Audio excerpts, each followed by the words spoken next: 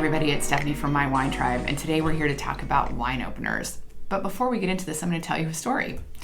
When I was 21, for Christmas, my parents gave me a case of wine and a wine opener, which I thought was the coolest thing ever. And all my friends thought it was super cool. So we'd go out and we'd be at bars, and bars would close and be like, hey, let's go back to Stephanie's place because she's got a case of wine and the coolest parents ever.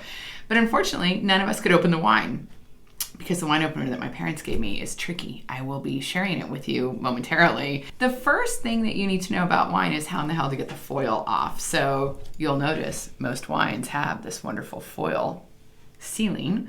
And there's really three ways. One is you can use a nifty foil cutter that looks like this, and you kind of just wrap this around and screw it off and the foil on the top comes off.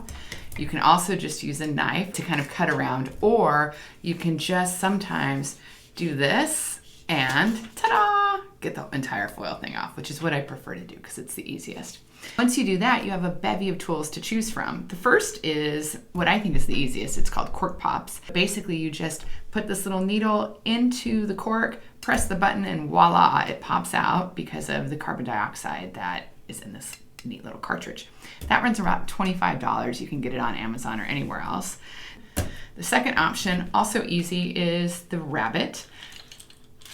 Ta-da! What's great about this is this too is really easy. The only thing I don't love about it is that it's a little bit bulky, so it's kind of big, and it's the most expensive of the options, but it's pretty fail-safe, so I like that. The third tool that we're going to share is the waiter's corkscrew. You'll see waiters use this, somms use this. I like it because it's small. You can put it in the back of your pocket. I feel a little bit of pride if I can actually open the damn bottle using this, so I enjoy my wine a tad more, but this is inexpensive, portable, relatively easy. Maybe you'll feel a little sophisticated like me.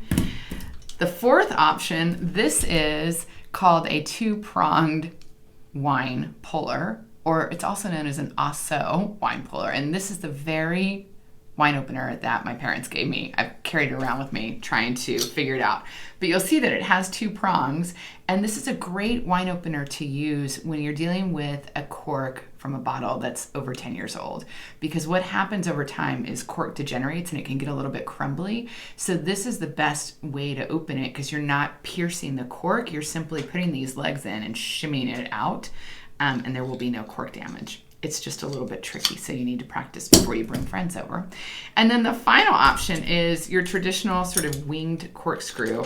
I don't dig these. I have a really hard time with them. A, because they're bulky, they're unreliable, they will crumble the cork, and I can't generally do them. So they're not my favorite, but we're gonna look at it today and see if we can make it happen.